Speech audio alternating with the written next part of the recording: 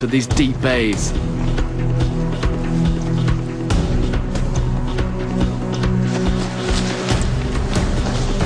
Hey, look at this, look. See those cabins? I can always guarantee you there's going to be somebody living in that, a fisherman or something. And I think I've made it.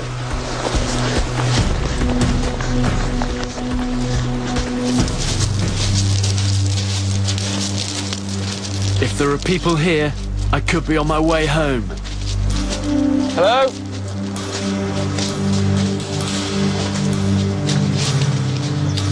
Hello?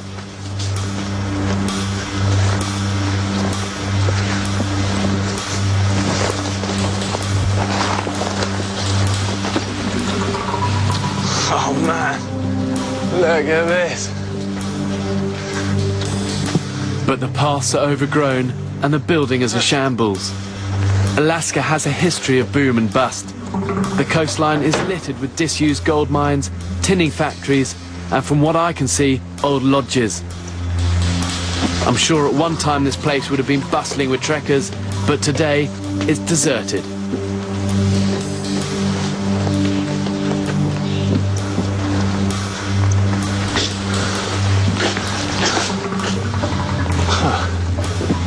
Oh, it's not quite the luxury log cabin I was after, full of cookies and sandwiches. Oh, it's not even a roof to shelter under. Here, but I'll tell you what, if I ever find my way back to this place, this is a view you want to build your house looking at. Look at that. Just beautiful over the mountains of the glacier. Amazing.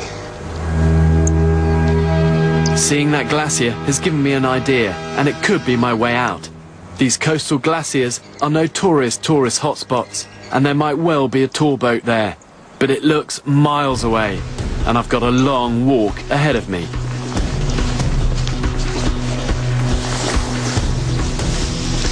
Hey, look at this. Brilliant. Ah, this is great, look. This could well be the key for me getting out of here, if this thing floats.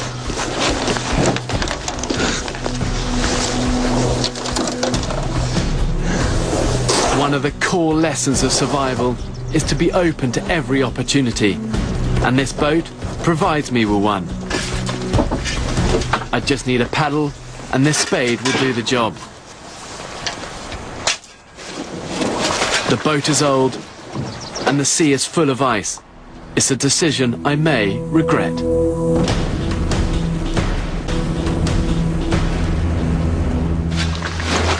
I'm in an old boat I've just found, and I'm slowly working my way along the coastline. On foot, it could take me days to walk around these endless craggy inlets. Old boats, though, are often a risk. But at the moment, it's my best option. There's a story of a father and his teenage kids who ran aground in a winter storm, and they waited 10 days for rescue, but it never came. And the father then made the very difficult decision to leave his teenage girls whilst him and his son went off to look for help.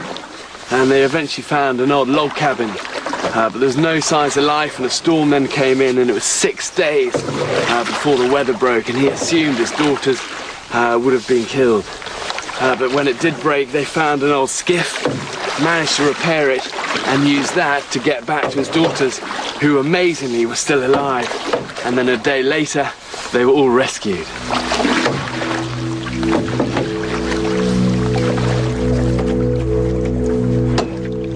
As I continue, I come across a bay full of sea ice. And as I go on, the ice thickens.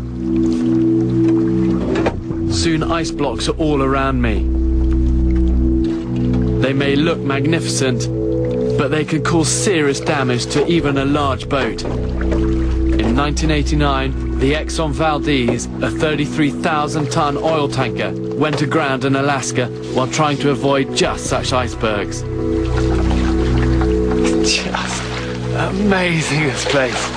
I tell you, out of all the places I've been, I don't think I've ever seen a landscape so extraordinary, and just thousands of these little, icebergs just floating around, and all of these would have just peeled off these glaciers that are tumbling down into the sea.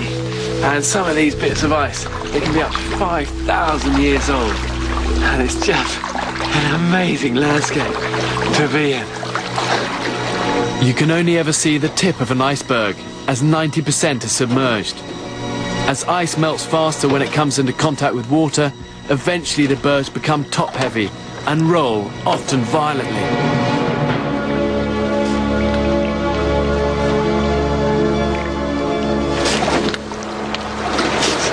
Because all this ice is beginning to close in a bit now, and it's so disorientating trying to work out where you are, just because all of these things move with the current.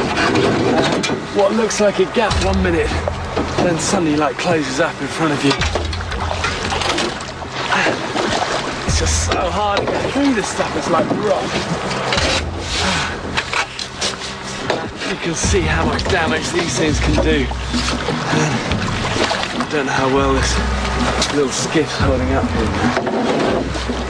This thing's taking in water as well. I don't like this at the moment.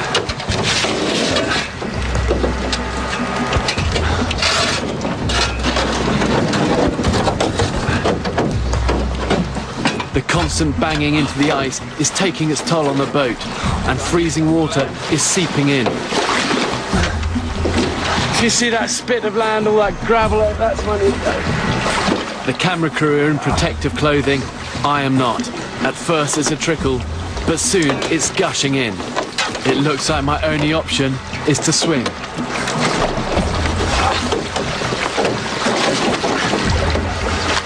This thing is just going now. But first, I've got to take some clothes off, or they're going to really weigh me down. It completely goes.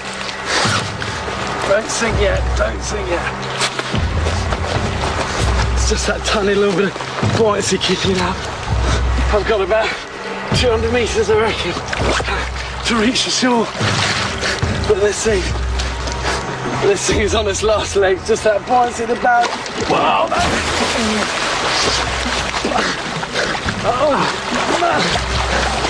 The shock of hitting this water makes me gasp, and the danger is sucking in a big lungful of air and water, and that's how people drown.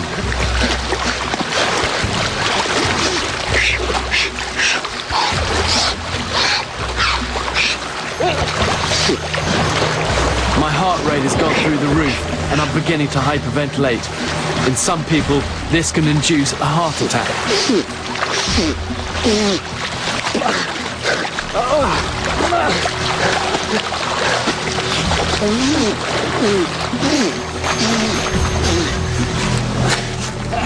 Get this cotton off. Cotton literally sucks the heat out of your body.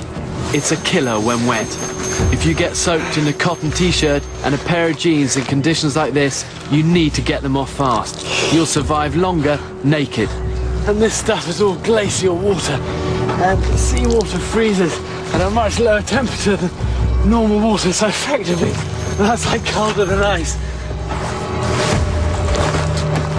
My fingers and toes are so numb. I need to get the blood flowing back.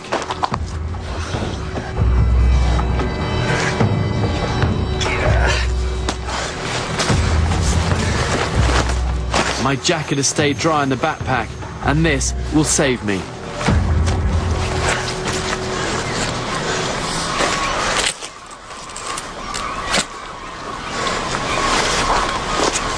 Look, this is open sea, and this is what this whole glacial bay has been feeding into, and this is great. I can just see for miles all the way up and down the coastline here, and I'm just going to take stock and try and warm up a bit on some of these rocks and not move anywhere until I just get dry and properly warm. I reckon this is a perfect spot to wait. Fishing boats, as well as tourist boats, often sail into these inlets, and it's not hard to see why people come. It's beautiful.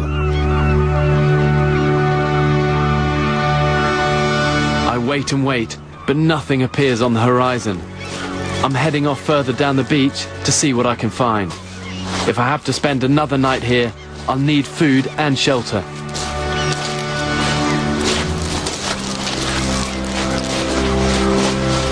But just when I've given up hope, I hear the distant sound of an engine. Hey, look! Hey! Woo! There's a boat out there. I just hope they're looking this way. It will be gone in a matter of minutes, and with no way of lighting a signal fire, I need to rely on movement and a bit of luck to attract their attention.